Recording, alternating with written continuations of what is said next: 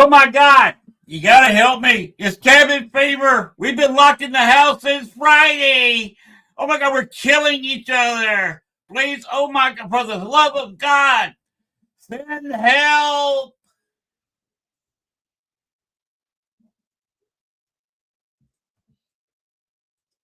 Supposed to go to the intro. Hello.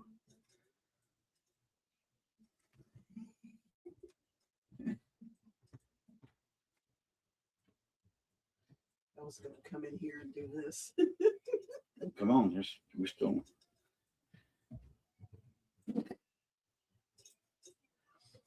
Oh no, she's at it again.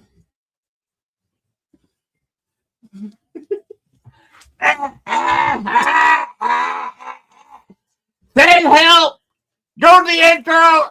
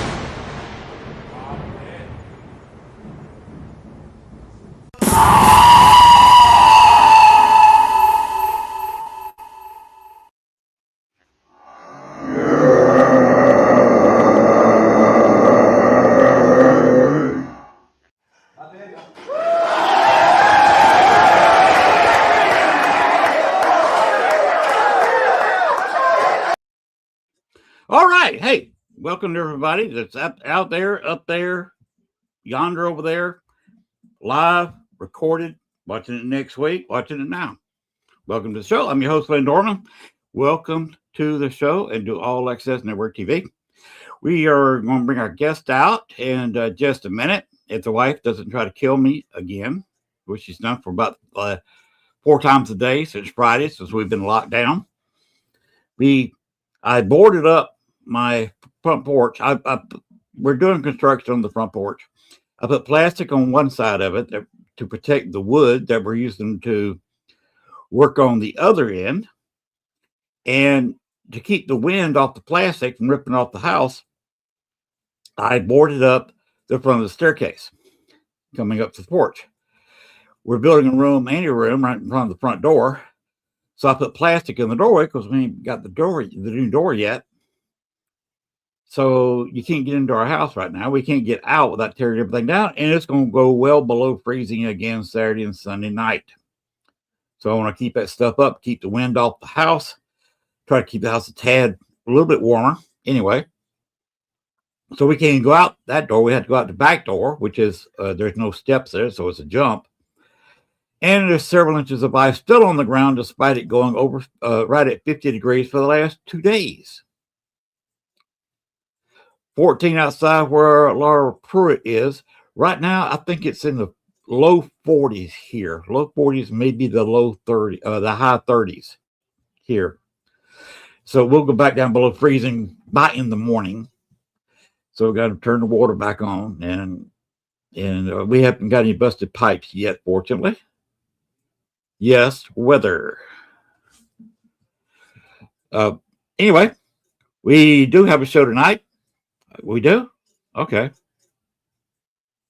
You take that rather than 14. Yes, I'll be honest with you. I'll take Even if it's done 38 degrees, I'd take 38 over 14 because we've seen 14. It wasn't fun. But we're going to bring our guest out right now and see what he has to say. Hello. We do not know each other. We do not. James Annitto, I believe I got that right. You did. Welcome to the show. Thank you for having me. And speaking about weather, it's 8 degrees here right now, so I'd rather take 14 or 38 degrees. The beard father? I thought that said Fuhrer for a second. Oh, God. let's not have a beard Fuhrer, okay?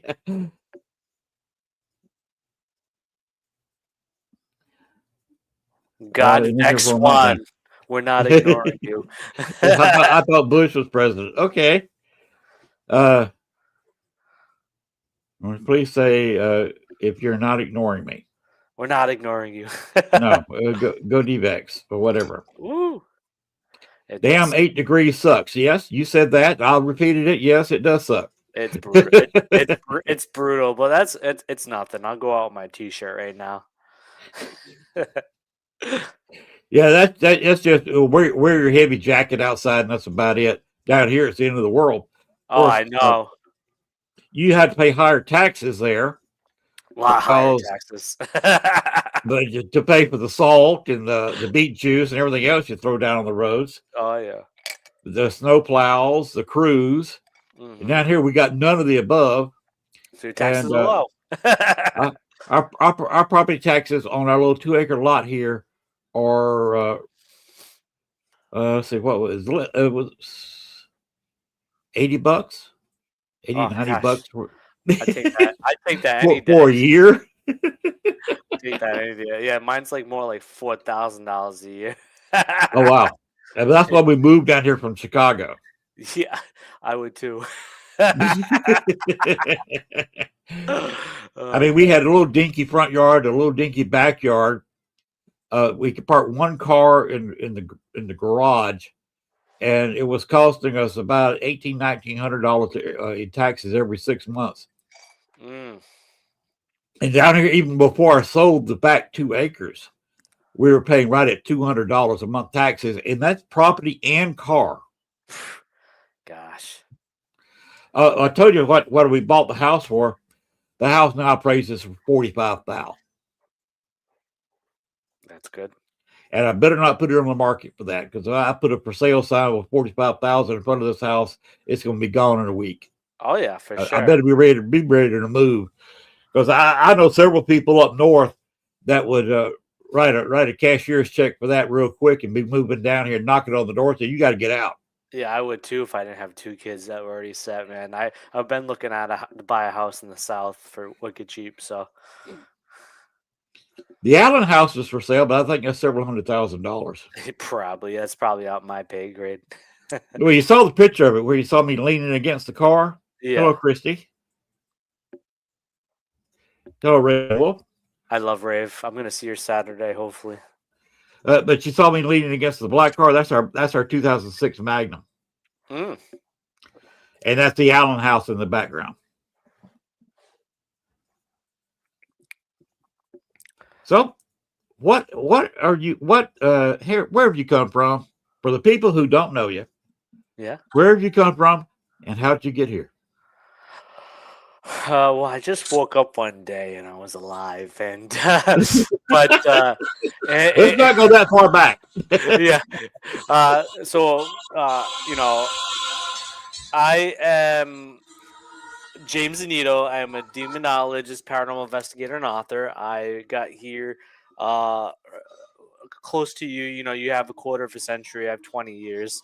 And so I've been doing the paranormal for 20 years. And for the past 14 years, I've been lecturing, dealing with demonic cases, teaching about demonology, helping people, running ministries.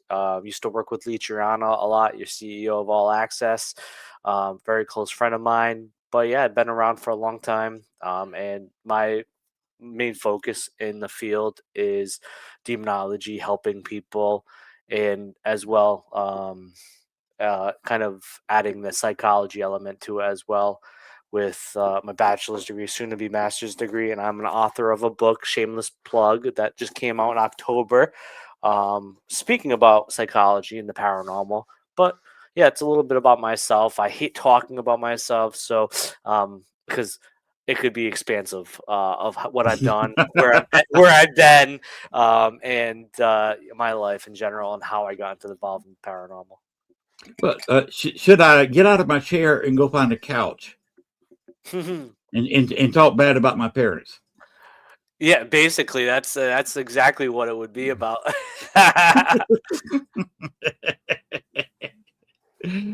Hey, Blaine, good to see you, buddy. Oh, blame Nicole. I've known Blaine for a long time too. One thing we didn't do, we did not play with the wife trying to strangle the life out of me. We did not play the New Orleans Paracon promo. Gotta do that. So why don't we go ahead and play that? Then we'll get to Zach's question. Voices from the Beyond. Yes, the New Orleans Paranormal Society. They do tours. If the other picture, I said do. But on the other picture, they've got their address and phone number. You go down to New Orleans, they will give you a real ghost tour. They don't put you in front of a building and say, this building's haunted by Joe Bob, and you move on to the next building. No. They put you with equipment. They are years of experience of paranormal investigating. They'll put you in a haunted building with equipment and show you how to contact the spirits. Real live ghost hunts in real live haunted places in the French Quarter in New Orleans. Give them a call if you go down to New Orleans. And of course, they are doing the New Orleans Paracon July 31st, August 1st, and 2nd of this year.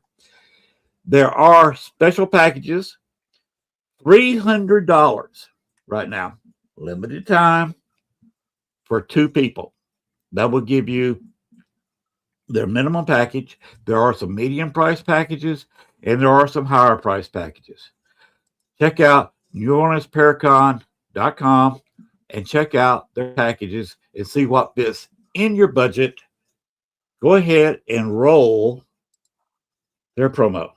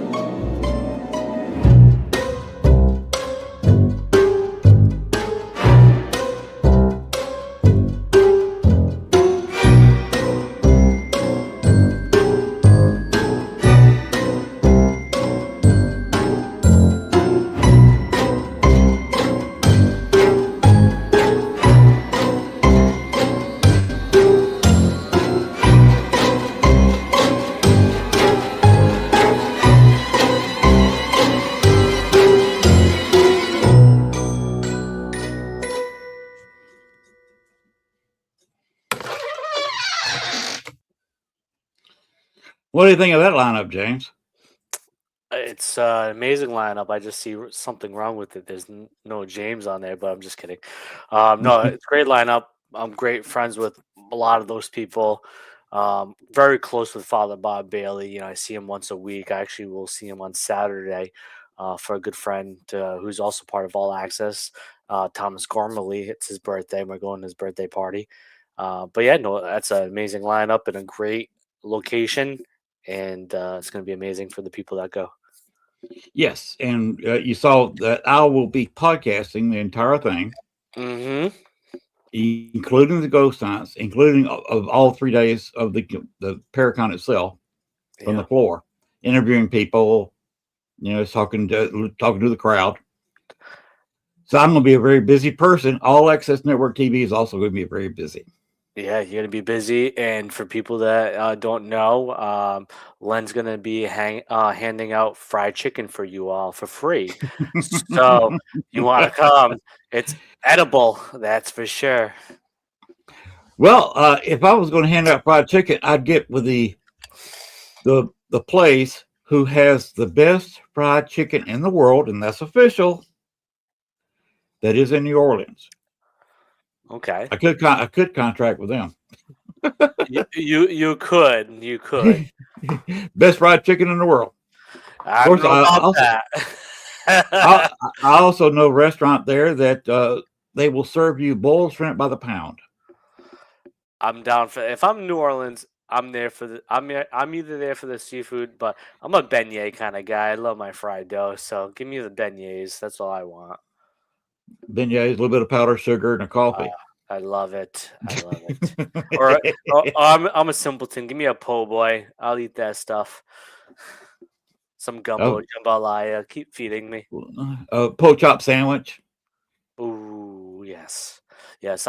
My good friend Kevin Betzer lives out in New Orleans. A funny story about Kevin Betzer. He was on Deep South Paranormal with Randy. Was actually on television, and I did an event in Biloxi, Mississippi. I was talking to you about at the Jefferson House, and he picked me up from the airport. Greatest man ever. I love Kevin. And as soon as he picks me up, we're leaving the airport, and we get in a car accident. I just look at him. I just look at him. I'm like, man, I'm sorry. That's my memories of Louisiana for sure. But beside the good food and the great company. And by the way, Zach the Sniper, God TV said, nice promo.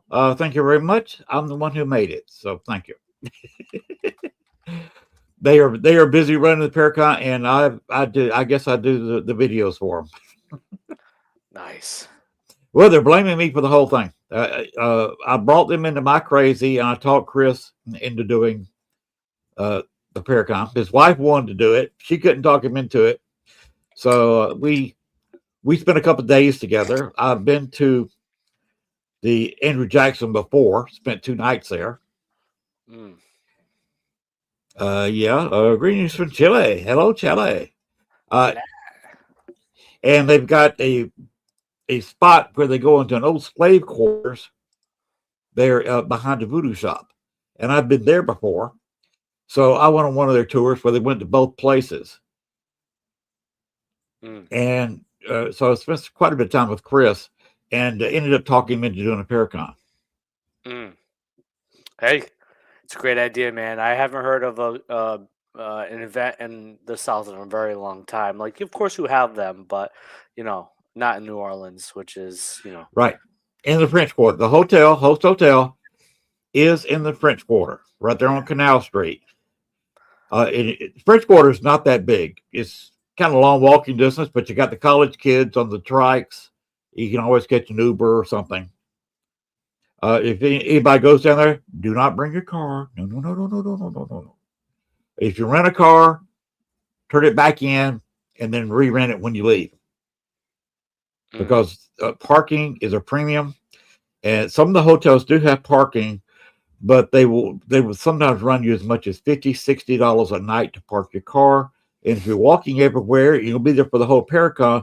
Why do you want to pay well over $100 to park your car when you're not even using it? Yeah, it's called Uber and Lyft nowadays, right? I definitely know that's Right. in New Orleans. Yeah. So fly in. If you drive in, rent the car, turn it back into Enterprise or whoever. Yeah. Let them bring you back to the hotel, and Yep. then call them to rent another car when you're ready to leave. It's the way to do it. Or Yeah, have Kevin. there's Or gonna be have Kevin. Ghostbusters every night. Yeah. Or have Kevin Go- Betzer pick you up and you can get in a car accident. Yeah. That would be bad. And by the way, Zach the Sniper God TV, whatever. He's 22 and don't really know how to edit videos. I will tell you what program I use: Canva. Look up Canva on the internet. They have some video for on their free side. You can make some videos. You're not really accessing a lot of stuff that I did to make that video, but you can learn how. And then if you want to give them not very much for a year, it doesn't cost that much for a whole year of Canva.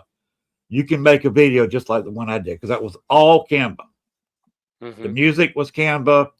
All the special effects in the background was Canva. I just put the photos together with Canva. So look them up, canva.com, if you want to learn how to do videos. Good basic program. I am a boomer. I'll be 70 years old this year. By the time the Paracon hits, I will be 70. And so if a 70-year-old can make a video for a business like New Orleans Paracon, a 22-year-old can conquer the world with Canva making videos. That would be my advice to Zach. When it comes to text, Laura Pruitt, yes, you are. And there's Jeremy. I use Canva to make my videos as well. So you see what I'm talking about. Canva, I use program. different programs. I use Adobe, Filmora. I use there's different things for different links. You know, I'm a tech guy, so. So, what do you do? Basically, that's a little bit different than paranormal. You've written books. First, let's talk about where your books are available. Yeah, so I self-published. I wanted my own creative control. I didn't want nobody telling me what to charge for it. You know, I basically, as a New Englander, you know, I don't know where it is throughout the country, but I basically priced the book at 2 cups of coffee, $10. You know, it's on Amazon. You can search it up, James Annitto. It'll pop up because the title is very long. But yeah, it's on Amazon. I wrote a book. I took a little hiatus from the paranormal, and I've done that over the 20 years multiple times. But in that little break, I decided to actually, beside also being a parent to two and having a career and going to college or university, I wrote 2 books. One book more so I put more effort into, and that came out in October. And then I have a second book coming out in April called The History of Demonology. But the first book is called The Psychological Dimensions of the Paranormal. And it's available on Amazon. It is available.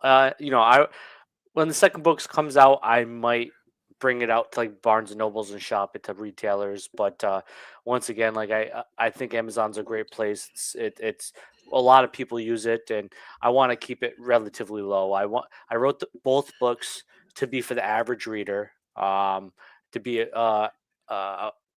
apply to anybody of different reading levels, and I also want it to be accessible to people with low wages, because some of these books can be quite expensive, 30, 40, 20 bucks, and even 15 bucks. It doesn't sound like a lot, but it does add up, right? Yes, it does. I wanted it to keep it low because I wanted it to be accessible to everybody. For the people that have read it, you know, and which is important to me, the monetary values is nothing. Is that, you know, it's impacted them, it's made them think, it's made them ask more questions, and you know, that's what I want the reader to do. I want them to engage themselves. You read that book and like think of the possibilities, and that's what I loved writing about the book and implementing psychology and paranormal together. Because it makes you want to think. It makes you want to keep going down that rabbit hole, and hopefully you read the book and then you want to do your own research and go from there.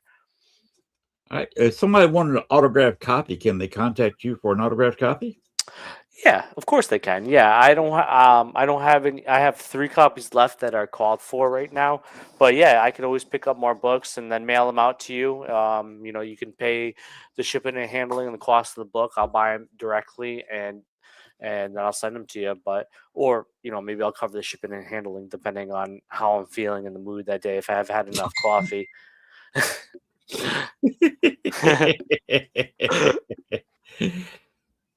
Well, how did you get into demonology?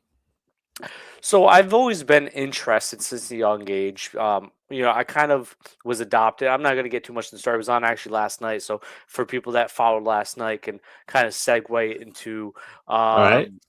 basically I was adopted, raised by a religious family, kind of went against it because like I'm hearing these things and I knew what occurred to me from being told to me and slight memories of it. So basically, that religious journey of being anti-God or anti-faith uh, led me to good versus evil, aliens, and I just there's just something about good versus evil that always um, held on to me. And I love Greek philosophy, Epicurus, which is created theodicies, which is good versus evil, and how we know it nowadays. But I was fascinated by it, and when I started paranormal investigating at the age of 15 years old, you know, it was a hobbyist thing. It was like trying to prove myself wrong or right, have experiences. But when I got older and then created my own team, like full functional team with the co-founder Andre Courier, um, we started doing residential cases, and it came to a residential case where they just didn't want answers. They didn't want data to say, hey, there's something happening here. They wanted it gone, removed. And thankfully, I knew of Keith Johnson, but Andre knew Carl Johnson. Keith and Carl were demonologists on the first 2 seasons of Ghost Hunters. They're famous for bringing the Warrens into the Conjuring House. Um, Talked to Keith here or there in the locale because we actually lived in the same city. But Andre introduced me to Carl, and me and Carl just hit it off. And Carl asked me to be his tech manager for his group because like I said, I'm a techie. Full and foremost, I have an associate's in computer programming, and so I joined on his group and started doing cases with him. And then that's when my ministry work that I was involved with in the local church, working with him, and of course, my own self exploration that led me to wanting to get into the demonology realm and help people and learning more about cultures and stuff like that. Sounds interesting. All I want to do is paranormal investigations. I Well, pretty well stuck to the ghost hunts. yeah, I do it too. You know, I still love it. You know, like I'm at a place where you know, if there's an answer that comes from the question or from that exploration, then great. But I'm kind of at a point where it's like I've experienced things that science can't explain. You know, I've dealt with true demonic cases, sometimes with people that are in the scientific field that have diagnosed it, and it's just like I'm at a point where it's I believe it. Like I still paranormal investigate. Thankfully I'm in New England. We have some of the oldest history in America. Yes, you Um, do. you know, I've been to Romania, led a tour in Romania, investigated a lot of locations over there, like the Hoya Baca Forest, Corvin's Castle, Dracula's Castle, Brom Castle. So you know, I've had the pleasure to explore many different places, and it's still a fascination of mine. Don't get me wrong. I find history fascinating, and I find what I like to call the echoes of the past or the present, and communicate with that. You know, so Understood. Uh, Fascinating. You've been to Dracula's castle. I love Brandon. He's one of my BFFs.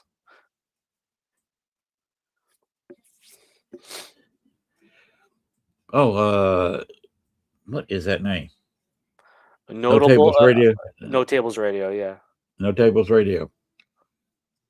Hey, you know, that's one thing I've never gotten into is the cleansing of homes. yeah. Now, I did get into a big ass fight with H. Holmes, but I've only had one contact with a demon, and I had to have two angels come in and save my ass. Mm. So, how do you fight a demon? invocation. You know, I tell people we're human. They are much older than us, predate us. You invocate. It's battle of free will. It's faith. It's a mixture of things. You know, what I don't like is when people think it's them ridding the demons of a person. It's invocation. It's faith. It's whatever is happening beyond us, which to me there is something happening beyond us from what I have seen, working through the strings of the fabric of reality. And you're invocating that positivity. You're bringing forth something like angels or Jesus or God or the saints, depending on if you're Catholic, and using that invocation and bringing forth positive shift away from that darkness. And that's what I tell people. But it's also internal as well. The afflicted or the affected, they have to be willing to fight too. They have to be willing to gain their ground, their strength of their faith, regardless of what it is, and have a good head on their shoulders. Like, so there's a lot of moving parts when it comes to the demonic or helping people, even in a negative situation. It's um, it's like a jigsaw puzzle. You have to piece it together, and hopefully, when you walk away, they're helped, or it could be a continuous thing. And sometimes you have to walk away because they're not willing to help themselves. And there's only it's a good anecdote or analogy is that you can lead a horse to water, but you can't always make the horse drink that water. I had an experience like you're talking about. Mm. A couple wanted me to come into their house and help them with a haunting. It was not demonic; it was a haunting. So I actually did it remotely because the guy wanted me to come in there because he was a fan of Ghost Adventures. He wanted to see a ghost hunt in person. Mm. His wife, being religious, didn't want any part of it, and just told me the night before I was supposed to show up, "Don't come. I don't want you in my house." But I'd gone in there remotely already just to see what I was getting into. What they wanted to find was a relative of the wife that was murdered in the house. Hmm. And they wanted to know who murdered her. The spirit wanted to tell them, but her relative, the living wife, thought that there's no such thing as ghost. Hello, Michael. Michael Gagliano, the goat man himself, is showing up here. James, do you know the goat man? The goat man. Michael Gagliano. He's the one with the big muscles. Yes, I know of him Yes. on Stream Beacon. Yes, Power with the Normal, I believe. Right? Yeah. What is it? Goat Town Productions? He's a hunk. I met him at Gettysburg Battlefield Bash. He was a bartender. It was lovely. I met him down at a Paracon in Lafayette, Louisiana, back in March, I believe. Nice. I found him to be totally human, just like he is. But Yeah. what you see is what you get. Oh, he's A really nice guy. He's hilarious. Yeah, he's hilarious, Yeah. and he doesn't let his ego get in his way. He's just a super nice guy. That's how it should be, man. Yeah. Yes, Michael is as it should be. Yeah. You said the right words. He's a great guy, but it was her relative that was murdered, but she didn't believe in ghosts and didn't want to hear me talking to a ghost because she thought I was talking to demons. Freaked her out though, because while she was canceling the whole investigation, I told her what her living room looked like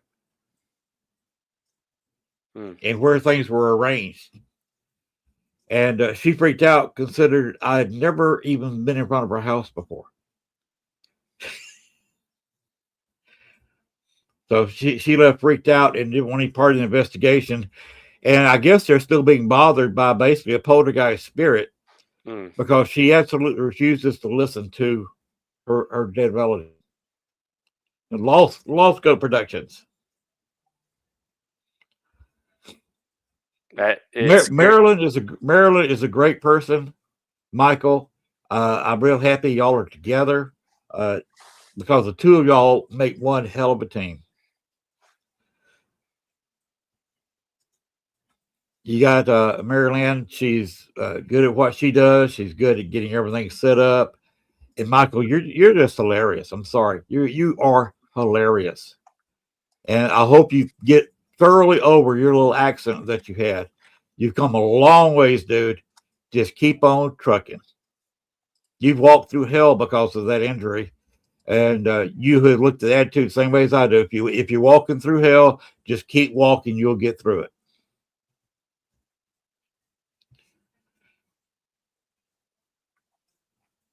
Yep, there we go. Match it together. Uh, you may not know he had an accident No, this I past did not summer. know of that. He's had to have a couple of epidurals. Hmm. He had a slight tumble and injured his face, and I've always wished him the best, and he is coming along. He's recovering from it. That's But good it to shows, hear. yeah, but it just shows how strong a spirit he has. Yes. Is Never give up. that's all you can do. Like I said, if you find yourself walking through hell, just keep moving. That's all you can do. That's it. Walk through the valley of darkness, my friend. You know. Yeah, sometimes you got to walk the width, sometimes you got to walk the length, but the key is to keep walking. Yes, it sure is. I've had many battles, physical and mental and spiritually. Yes, you have to keep going through and get better from it. Yes, I had to battle with H. Holmes. I had to learn how to do that kind of thing. Yeah, And it's funny that you talk about H. Holmes. You know, I'm good friends with Jeff Mudgett and had him on a show that I used to do called True Evil, and uh-huh. that was a great discussion. But yeah, no, H. Holmes is a sick man for sure. He was Jeff Mudgett was on my original show, on my original network.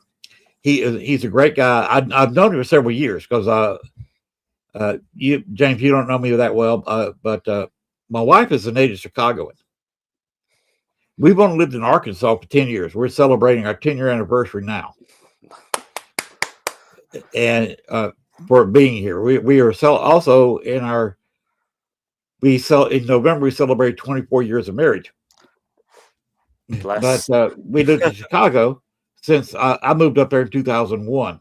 So, yes, I've investigated with the greats Dale Kazmarek, Richard Crowe, and had some great times. Ursula Belsky used to do the Paracon up there. I had some fantastic times in Chicago, and run into some situations. Mm. And that's where I knew Jeff Mudgett. I knew him before, and for a while, Jeff Mudgett's ancestor, H. Holmes, was trying to make a comeback. Mm. And I had to stop him, and I talked to Jeff soon after that, and I asked him if he'd seen or felt H. Holmes anywhere. Mm. He said H. Holmes hadn't been around or hadn't bothered him since almost the exact same date that H. Holmes and I had a little discussion. Hmm. What he wanted to do is he was trying to find somebody who was in the paranormal that was doing remoting and sneak in through the back door and take over their body. Hmm.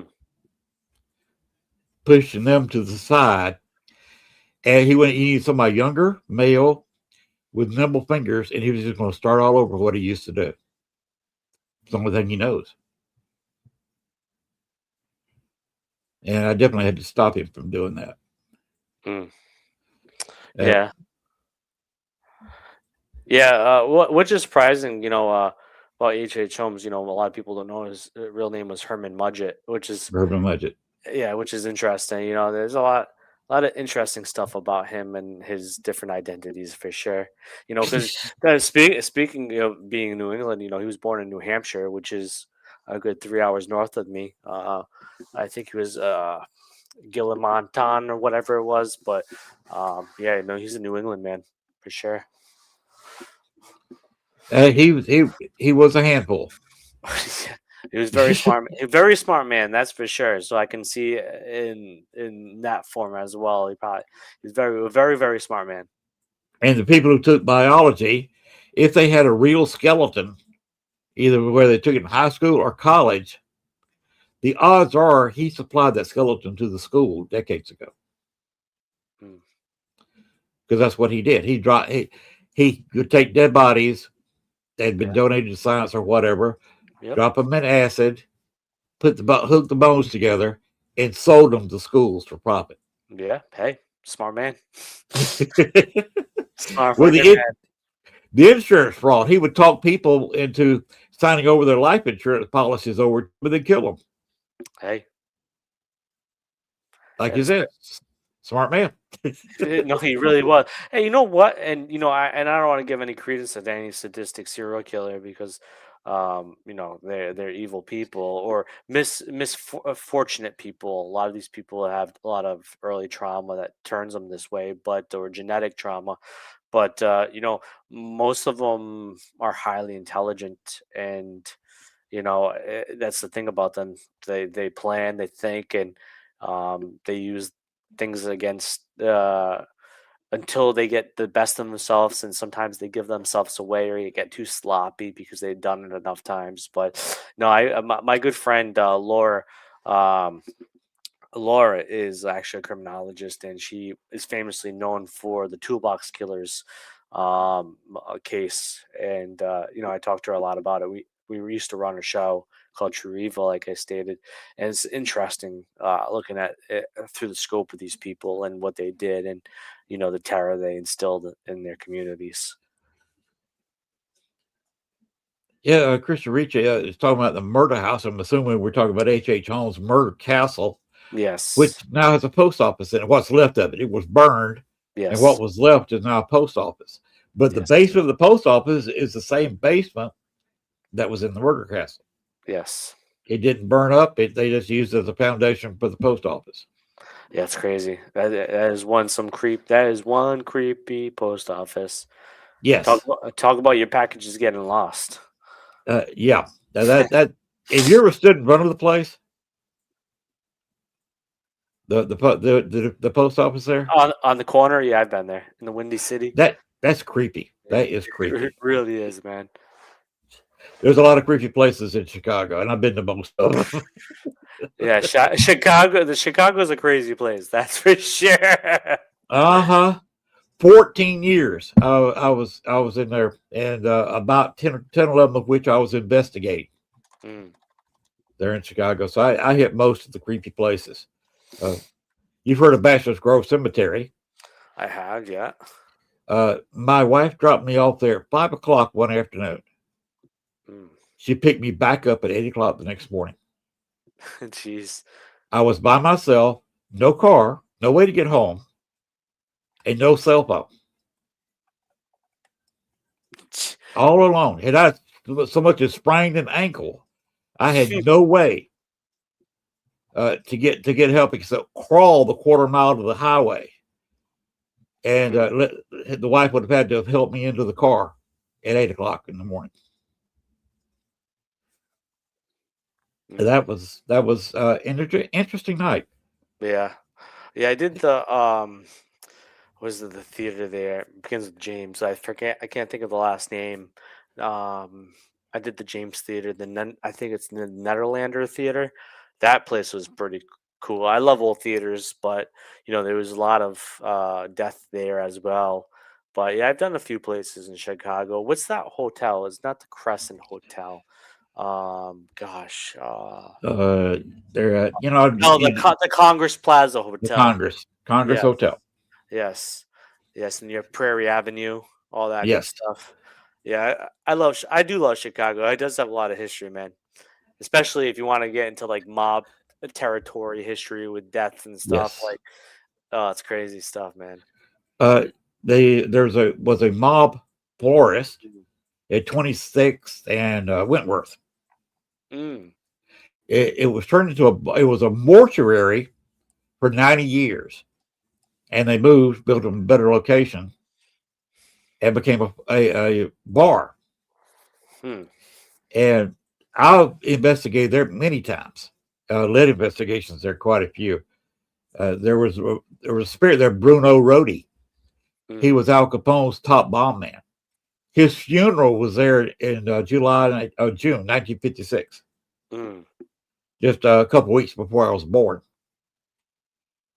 That's very cool. Yeah. I used something I've never used since. I prodded him to get him to speak to me. I said, what's the difference between a catfish and an Italian? The God. One's a bottom feeding shit eater, and the other one's a fish. That's messed up. I'm Italian. Come on. You know, the vowel at the end of the name with the two double letters. Come on. Forget about it. So that was interesting. I actually got him to move on. He was stuck there. I worked with a psychic for a bit, and we got Bruno where he could actually leave. He was pretty well stuck in the basement. He'll do appearances upstairs once in a while as a shadow figure, but we got him where he can move on. He didn't want to move across because he's killed a bunch of people for himself, because he ran the 26th Street gang before Al Capone showed up and killed a lot of people under Al Capone. So he knows that heaven ain't waiting for him when he crosses over, because he was a practicing Catholic. Killing people. Yes. Hey, most of the mobsters are practicing Catholics. Well, yeah, the Italians. Yeah. But the older they get, the more they realize where they're going when they pass on. If you've seen movies or talked to how mobsters talk toward the end, they don't want death. No, because they know they're going to hell. Yeah, for sure. Exactly. Yeah. And he knew it. So I just said, okay, why don't you just get out of here and move on? We spoke religiously. I said, Jesus Christ forgives you. I forgive you. What you messed with me. He walked through me at one point. I had an investigation in the old ice room where his body was held on ice. This was before, in the 50s.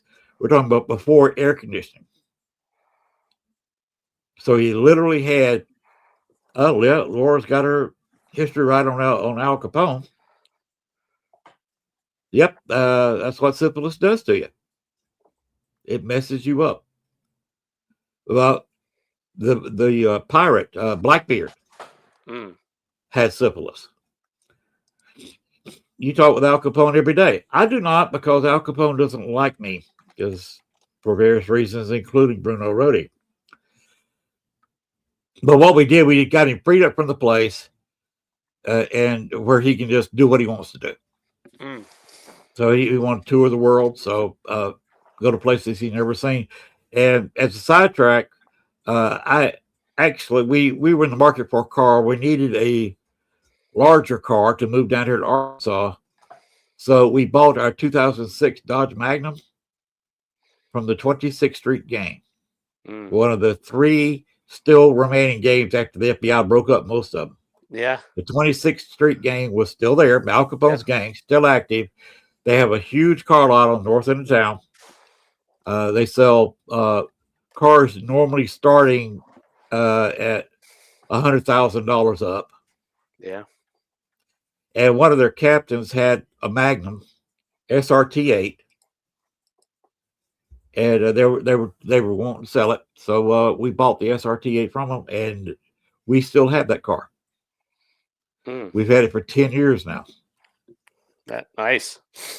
So we have a piece of the 26th Street gang sitting in the carport, which is about 20 feet behind me here. That's pretty cool. You got the car before the Rico came down. Yes. Yeah, they also don't have the 2007s had the governor on them, because they sold car like we've got to a 16-year-old kid, Mm, and he plowed it into a tree. gosh. The parents sued him, said you shouldn't have a car that drives this fast and be selling it to the market. So they put 52, I believe it's 52 or 5300 RPM governors on, starting with the 2007 models. By the 2006, it has no governor. Mm. The car, if you got it up on the salt flats and just put your foot on the floor and sat there for a bit, you're going to be doing 200 miles an hour because you can wind it up to, instead of stopping at 52, 5300 RPMs, you can wind up to 62, 63 RPMs. And with that multiple speed automatic transmission with a couple of different overdrives, if you start going 6,000 RPM with your second overdrive, you're doing 200 miles an hour plus. Sounds fun to me. It's fun. It's fun on the interstate when you want to go around somebody. Oh yeah, for sure. You can sit there, you can be driving along at 75 miles an hour, put it to the floor, it kicks it down to a lower gear, and next thing you know, you're doing you went from 70 to 130. Gosh. Well, I drove race cars at 16, so I was used to it. Nice. Yeah. Hey, that's a hard gig right there, my friend. Yeah, you're kind of young. Yeah, pretty young. Uh, Compared to you, Len, yes, I am quite young. yeah, yes, everybody's young compared to me. Although Dale Kaczmarek actually started investigating in 1973 Yeah. or 72. He's older than I am. Yeah, it's about Yeah, 'cause I was still in high school, and he was already doing investigations for people in Chicago. yeah. But I was one of the James Dean, the 50s and 60s, Okay. where you're an auto shop and you kind of run the school. Yeah. That was me. It makes sense. Yeah, we built hot rods. Of course, I was working full time my senior year, and I had a hot rod. Hmm. My 289 Falcon that would pick up the front wheels, hitting fourth gear real hard. You had a lot of fun. I had a whole bunch of fun in the front seat and the back seat. Oh my god. I'm not giving you any details. Oh, I have a dirty mind, so I know what you're saying.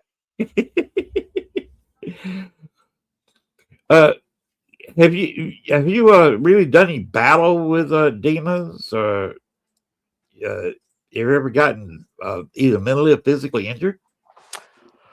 No, thankfully, knock on wood, never physically. I do believe some mistakes in my life maybe have been reinforced by dark forces. I'm not blaming dark force. I'm blaming my human tendencies. But I think that being in the field I am, that it tends to hit differently. I had a very bad nightmare one time, kind of like you said, that you remote viewed and saw furniture and stuff like that. I had a nightmare, never saw the people before the house, and, um, you know, and saw their whole property, them and everything. And then, so I've been thankful, no physical assaults. I've had people that were under influence in the sense of like oppression or possession, or even attachment if they were at a point where they were in a trance, attack me, but never hurt from it. Either they grabbed me, I was able to escape. Um, More so, every encounter that I had, and it's minimalistic. I can tell people that it's been 5 to 7 cases. That hasn't changed in a long time. I haven't come around a case like that in many, many years. And I could tell you, of course, that it's made my faith stronger. As much as it should divert it because it's like evil exists, but it's made my faith stronger because it's like, if evil exists, then definitely good 100% exist. So it's been interesting. Yes, I've have gone to battle with demons. I have worked with priests. I've worked with other ministers myself. who has been ordained in the past, have had done battle, and have invocated for help for this family. And they are very hectic and very severe cases, especially that I've come to quantify that every demonic case that I've dealt with, the person that was truly being affected more so than other people had a level of trauma. So not only you're battling the spiritual, you're battling the psychological as well, and trying to get them back right on their right foot to walk again and battle this back while you're battling it as well. So it's a battle on two fronts. It's a battle on the spiritual and the psychological. Okay. By the way, you said you were adopted, I right? was adopted, yes, and yes, That's something unfortunately. we have in that's something we have in common. I was adopted at birth. Yes, I was adopted at 4 years old, but I have a somewhat decent relationship now because I have two kids. So they were my parents. My father figure that adopted me is a saint, while my motherly figure. I tell people, uh, if you've ever watched the movie Mommy Dearest, that was her. Okay.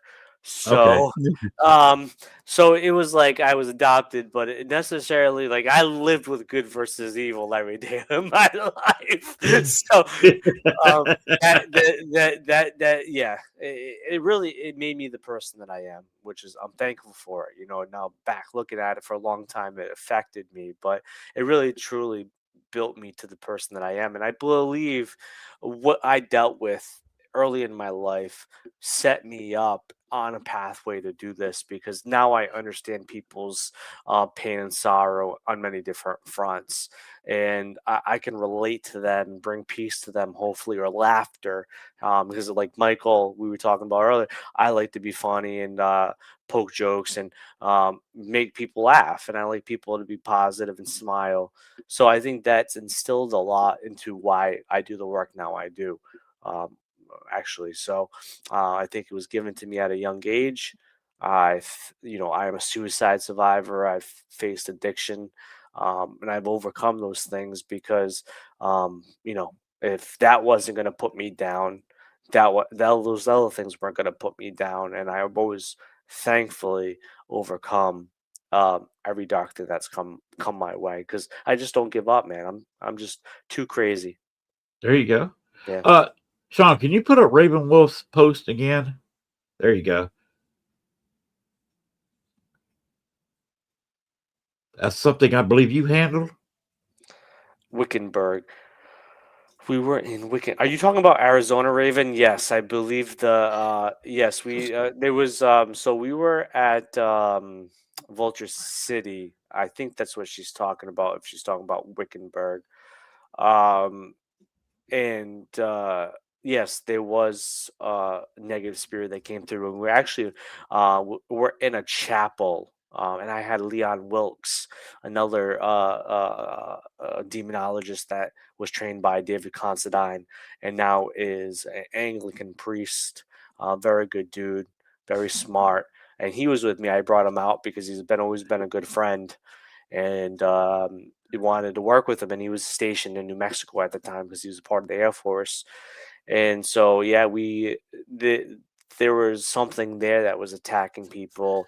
It was very oppressive. You can feel it, regardless of what clear or non-clear ability you had. It permeated that place, but really all stemmed from this one woman who was under the influence of what I was drinking not too long ago, some good alcohol and too much of it, and she was involved in the dark arts, and she had conjured something, and it really brought havoc.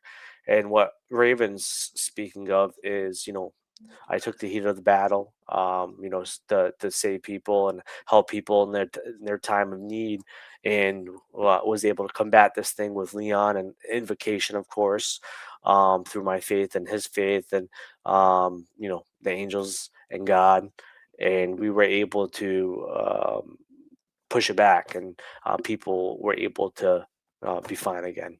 Yeah, it was hectic. We had to do we had to do an actual deliverance on somebody during it, and we had to shut the chapel down. It was like so Vulture City is an old mining town. It's like not it's in Arizona, not too far away from um gosh, what is that famous Wild West place? Tombstone. It's not too far from Tombstone. Tombstone. But you know, we had so it was an event, and they were investigating different locations. It's pretty big, little city, mining city, and you know, people were investigating different places, and they thought it was best because of my background to put me in the chapel. But that's where where it blew up, which is crazy to think that the old chapel is where it all occurred. Wow. And when Thank you, Raven Wolf, for making that remark. We appreciate it. yes, I know, yeah, that I sometimes I forget to talk about that story because you know, I don't know what to call it. I don't know if it was demonic or like a projection, like a psychic projection. I really don't truly know what it was. All I know, because it was so fast, I wasn't able to collect data. I was just able to be reactionary, right? I reacted to it, and I was trying to help people. So trying to discern or assess truly what it was. Like maybe it was demonic, or maybe it was something of a negative spirit conjured. I can't really claim that because it wasn't just enough of being involved in to observe it. It was actually experiencing it and trying to help people. Which is chaotic, and it's hard to really kind of evaluate what's going on when you're in like in war. It's like being shot at and trying to analyze, right? What do I do? You either fight back or you run away or you get shot, right? So it's like it's that capability. You just have to react, especially if you're used to doing it and handling cases like that. Well, that's what they say about battle. Yeah, You have a plan until the first shot is fired. it's true. Then It the really plan's out the window's gone. it truly is, man, you know. And that's why I go with that's why when I go to locations, I have a loose plan. Like I have a loose idea of point A to point Z, but I keep it loose. I go in unbiased. I don't have this expectation. So when things come, you know, I'm able to roll with the punches better than I'm like being thrown off my guard because this is my plan. This is how it's supposed to go. And no, I have, like I said, a loose goal and a loose plan. And you know, my mission is to do my best to relieve this family, either even if it's that night or forever. Sometimes you know it's that night or a couple days, and then you have to go back much a little later because it comes back. It's infesting again. But you know, my mission there is to go through the unexpected and hopefully come out unscathed, you know? But one book that has helped me Yeah. is by Sun Tzu, Okay. The The Art of Art of War. War. Art Yes, I of War. love it. Yes. One of my If favorite you books. if you follow that, and whether you're fighting a human, a spirit, or a demon, Yeah. It's the it's rules an of excellent engagement. combat book. It's Definitely. also one of the best management books It on the really market. is. Sure is. A lot of your top people in Wall Street, uh, Mhm. most of your billionaires will tell you that they do have a copy and they've read several times Yeah. The Art of War because that's how they got there. It's all about engagement, man. You know, it's how you engage, right? And that can be led to many different ways. But yeah, no, I did a paper on that in my business management degree program, and it's really true. It really if you dissect it to the words and how it can be applied in daily life, especially being a leader or managing people, then yeah, it's true.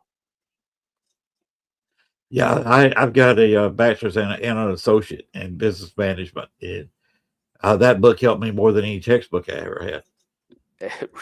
Very true, man. Yeah, Very yeah, I've owned two businesses. When you're dealing with they're dealing with coworkers and dealing with the public, yeah, yeah. and when you're on the paranormal, it also helps there. Sure it does, especially if if you have a podcast, if you're a speaker, you're a business. You have to learn how to unfortunately sell yourself or get yourself out there, and how to, stifle people that are going against you, not necessarily competition, but people that are detractors, and how you deal with it. And it truly is, I tell people, as much as I hate to say it, I'm a walking business. As much as it's no monetary gain to it, I don't charge my clients, but I need I need the future client to realize I exist, so that they're not stifled by somebody that's going to charge them thousands of dollars, and that Right. they know there's somebody free out there. You have to get that out there, because if you don't get that out there, people are never going to know that you exist, and they're going to go to the person that charges them X, Y, and Z, and it's not going to help them. I've dealt with clients. One of the clients I dealt with locally, I worked with Keith Johnson on that case. Um, the lady spent up to $20,000 to get her cords Ooh. cut, and kept going to Reiki sessions and this. And don't disregard, Reiki helps people, but $20,000, and she's still dealing with this over years. There's a point where you're just like, okay, enough's enough, right? Here we are, we're free. Listen to us. We're giving you advice. We're not charging you a dime. We're not siphoning your money. If somebody want to get hold of you for these services, what's your contact?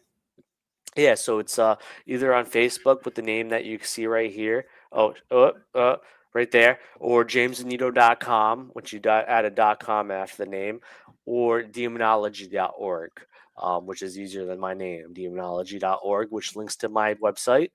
But yeah, that's how you can get in contact with me: Facebook, social, website, YouTube. I have a podcast coming out. I also have a page with my co-host Victoria J, the Demon Folklorist, who has a master's in folklore. We're starting a show 6626. And it's called the Nine Gates Podcast, and it's a podcast about demonology. Each episode, once a month, is on a topic of demonology, and our first episode is Introduction to Demonology, and our guest for that episode is John Zaffis, the Godfather. Yes. Which it was actually on my show, on my birthday show.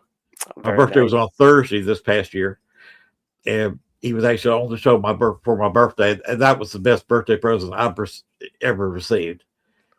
Is having John Zappis on my show.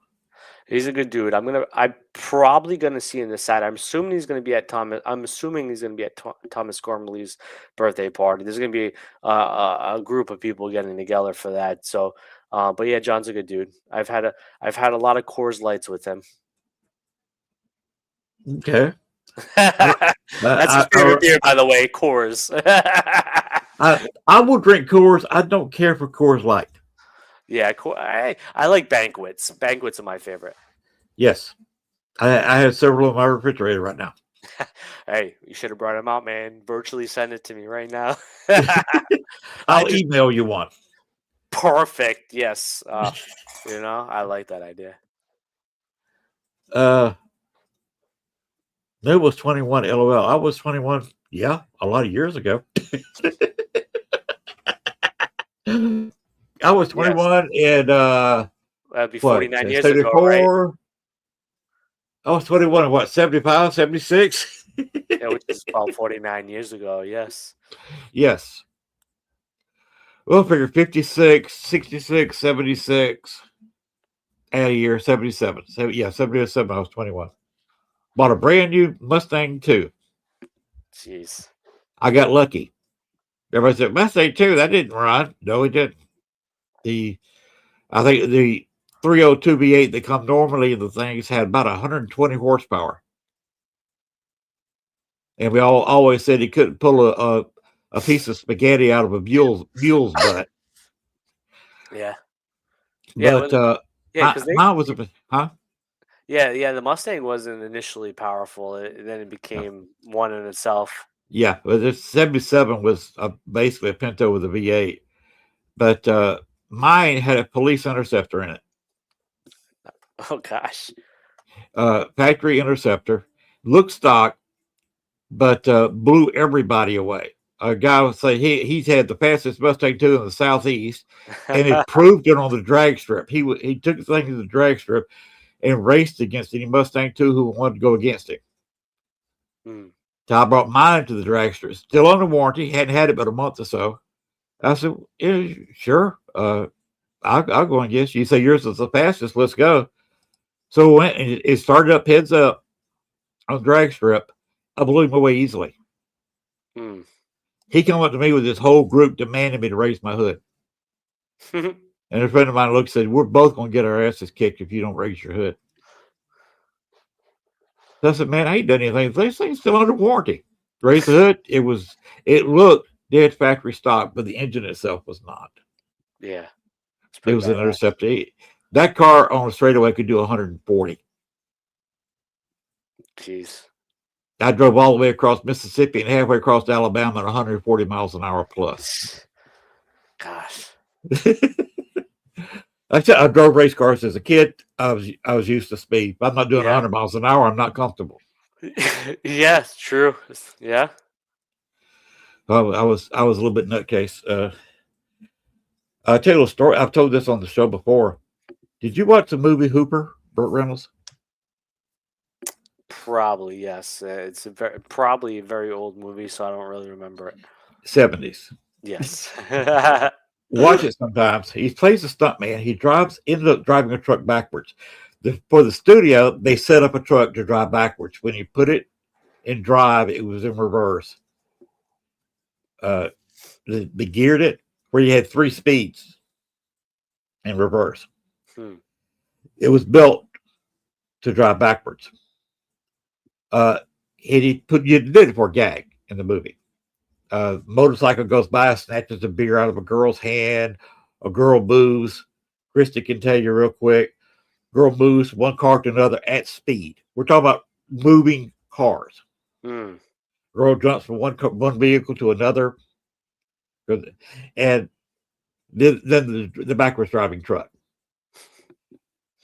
I showed them how to do that gag, and they did the gag I did in real life, step by step in the movie, just like I'd have to me in real life.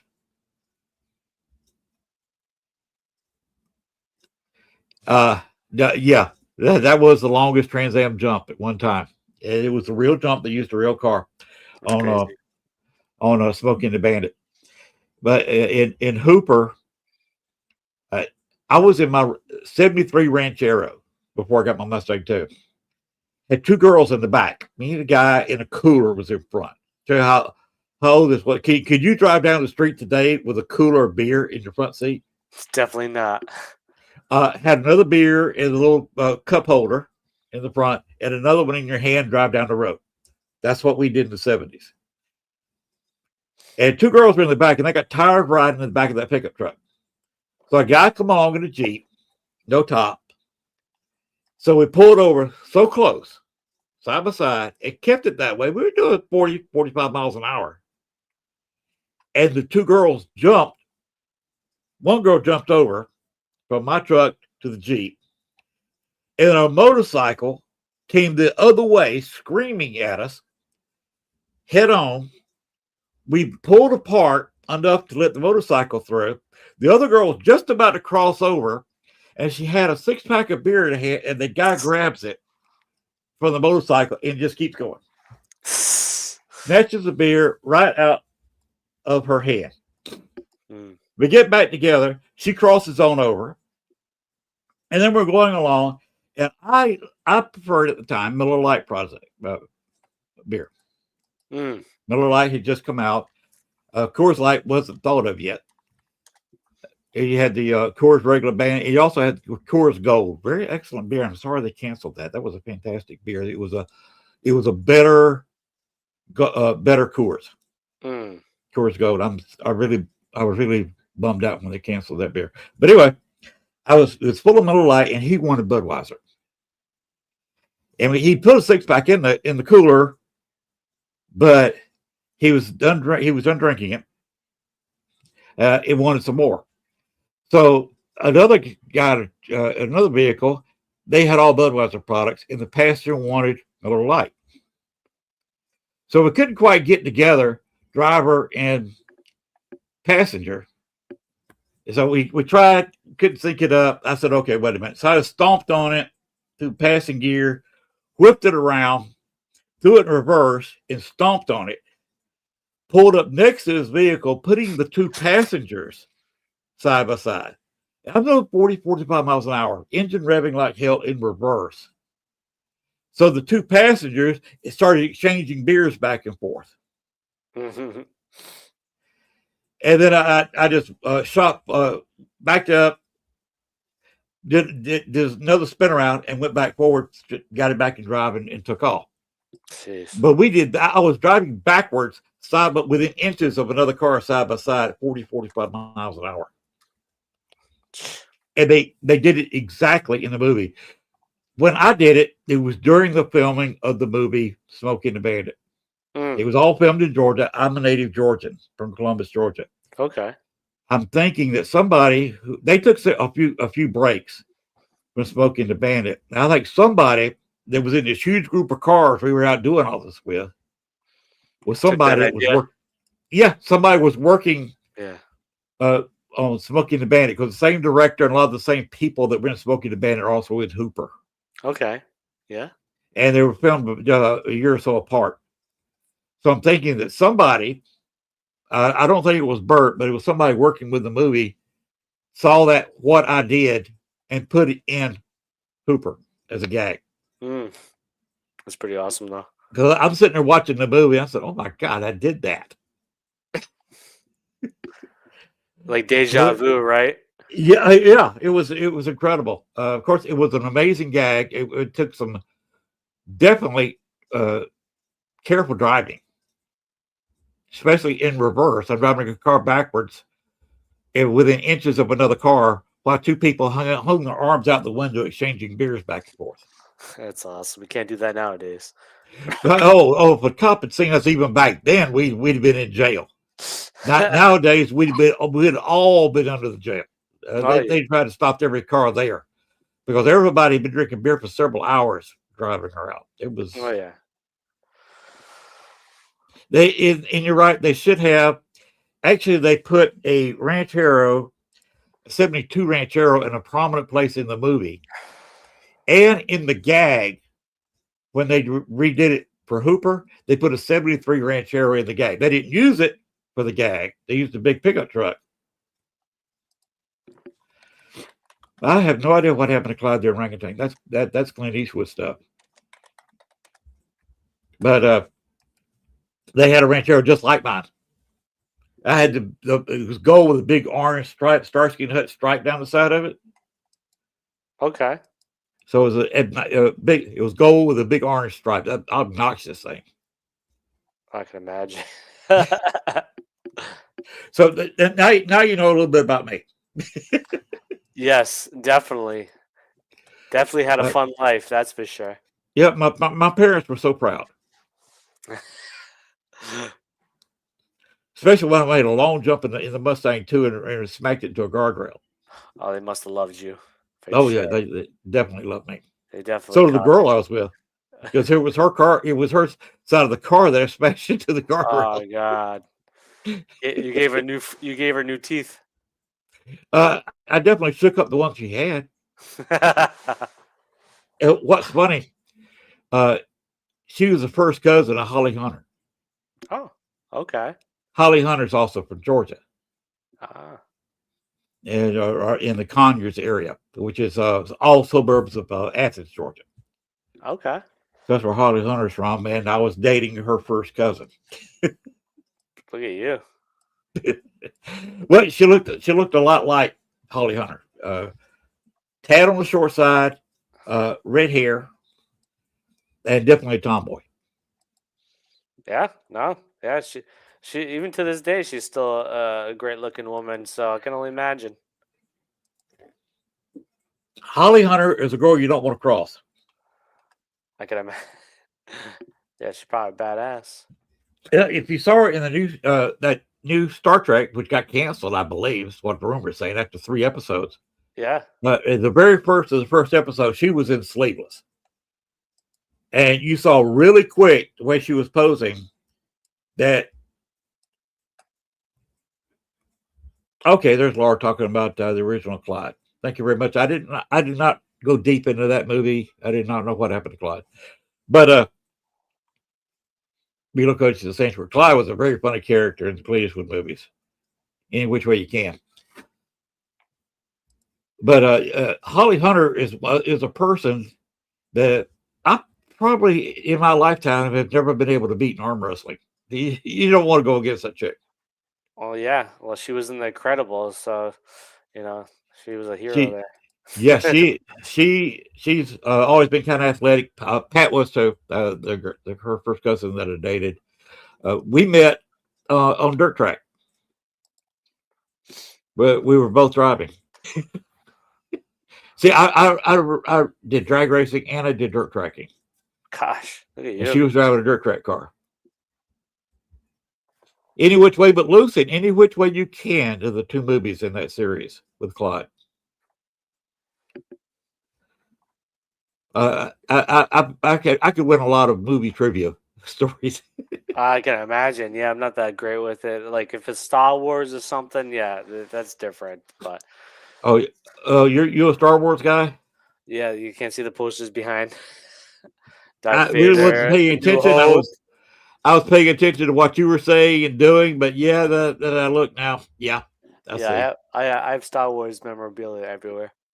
I even have like a original Star Wars: A New Hope or Star Wars at that time original poster behind the screen. Yeah, I love my Star Wars, which is 70s as well. Yes, I was a big Star Trek guy. Ugh, nah. Nah, I do like the original William Shatner stuff. Don't get me wrong. Like Wrath of Khan is number 2 is still it's still up there in classics. But nah, Star Wars. Well, I think even through pop culture now, Star Wars I just felt like hit differently with people for sure. Are you trying to tell me that you like William Shatner?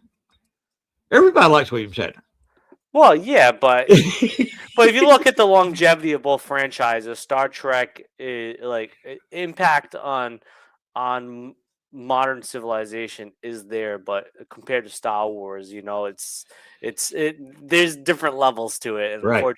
unfortunately, Star Trek never had the same impact Star Wars did overall to now, Right. right? Modern. You still have Star Trek stuff. Don't get me wrong. I loved Captain Picard and Next Generation. I do like. I'm a mini Trekkie, but there was just something about Star Wars that just hit differently as a child. Um, I saw it in the '90s re-release when the original movies re-released before they had the new movies, but it just hit differently. It was like when I first saw episode 4, New Hope or Star Wars, the OG, man, it was just something about it, man. It was mesmerizing. By the way, I asked a question. I said, "Who doesn't like William Shatner?" I'll answer that. George Takei. Hmm? George Takei. Okay, yeah. Two of the last people standing in the original Star Trek crew, and they just about hate each other.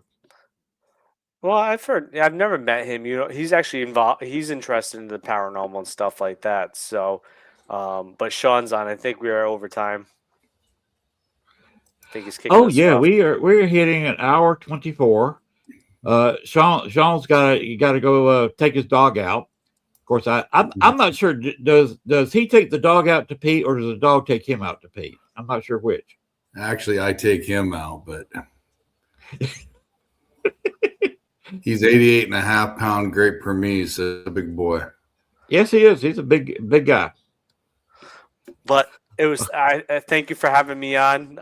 It was great talk, and definitely loved the memorabilia stuff. Okay. Oh, by the way, I was actually in the '80s. I was the president of a Star Trek club. They called me captain. They called the club a starship. Look at you. So I actually was a captain of Starfleet. Hey, look at you. Hey, Flying Enterprise over there, guy. Yes, I was at a not a Paracon, but a Star Trek convention in Atlanta. A guy in an Atlanta chapter was leaving Starfleet to work for NASA. He just got graduated from Georgia Tech, one of the top people in his class, and he was going to work for NASA. So he had to leave. He went to the Paracon, went to the con, and he was having to leave, go home, pick up his packed bags, and go down to Florida to work for NASA as an engineer. So at that time, they were developing the space station. So we stayed up all night long, drawing stuff, talking it out, and I suggested using as a centerpiece, launch it up by itself and build onto it. They had, Russia had launched up 3 space stations, and they were supposed to launch another one, but ran out of money. Also, the Soviet Union was starting to fall at the time. So they had a center section that they were going to use for their space station sitting there on the ground, and didn't have the money to develop it further or launch it.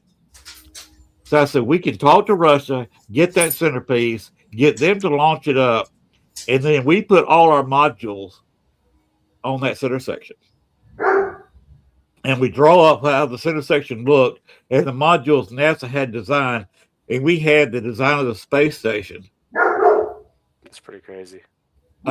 Pretty well designed in an overnight session. And it looks just like it does today, except for the add-ons. They put some more solar panels on it and just bolt on a couple of modules to come up with sense. But the core is how I laid it back in the mid '80s on a hotel room station area in Atlanta, Georgia. That's pretty crazy. Yeah, I've had a lot of crazy stuff going on in my life. I feel you. Me too, brother. Not like that though. That's pretty awesome. So yeah, that's a piece of me in orbit up there. It's pretty out there. There you go. It's pretty well out there. That whole story is out there. But James, one more time, tell them where they can find your books and where they can find you. You can find my book on Amazon or through jamesannitto.com. There's a link. It says books, and both books first book is accessible there, and then when the second book goes live in April, that will have a link as well to that. So jamesannitto.com, demonology.org, or find me on Facebook. Okay, thank you very much. Christy Richa just said, life is a game. And that's actually the way I kind of look at it. And I think James is a winner in the game. If life's a game, he's won.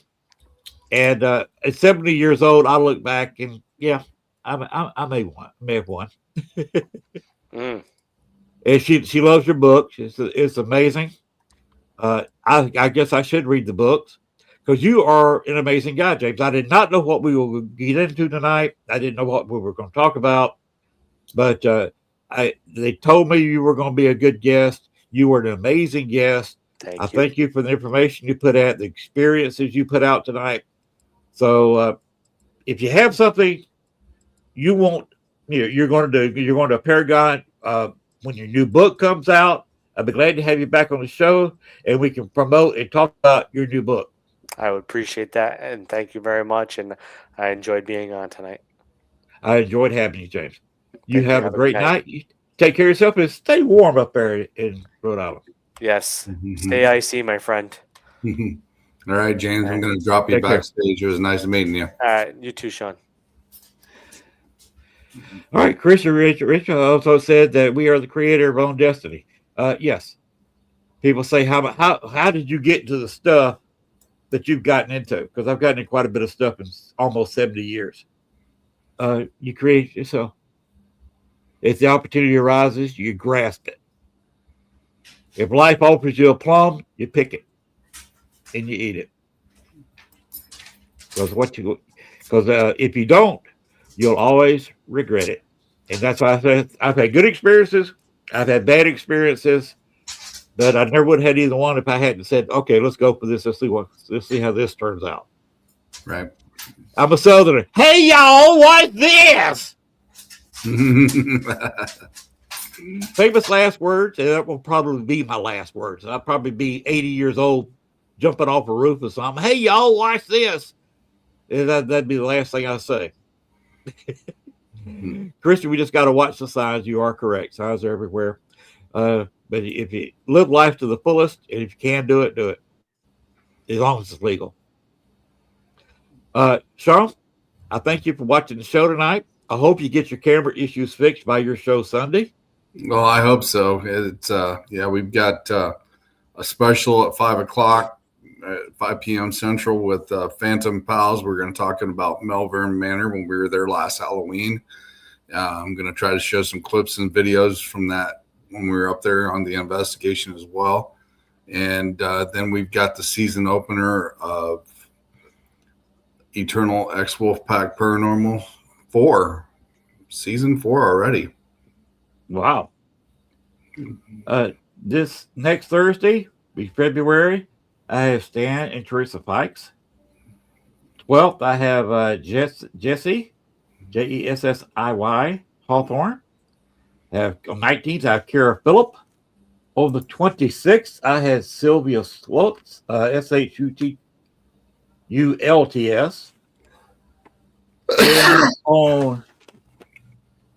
And in March, I have Kenny Biddle, which is going to be interesting. I don't think he's ever been on this network before. He is Native American, and we are going to get into some Native American mysticism. Sounds cool. He's also older than I am, probably wiser. He's been through a lot. So it should be a very interesting conversation if you can stand two boomers talking about each other in past history. Yeah, it should be a good show. So that should be real interesting. That's coming up the first Thursday in March. So I'm looking for people in latter part of March, the last 3 weeks. So if you want to be on, if you got a Paracon, you got something you want to promote, hit me up on Messenger. I'll be glad to promote it. I'll be talking to several other people. I'm in talks with other people. And we'll be filling out March pretty quickly in the next week or so. Laura says she's part Native American, so do not miss that show. First Thursday in March. You will enjoy it. But that's about all I got. My nose is stopped up, so I need to get out of here. All righty. Here we go. Go ahead and play it. And Paranormal never sleeps, people. See you next week. Everybody have a great night. Location. Everybody have a great night. We're out of here. All right, go ahead and play the thanks for watching.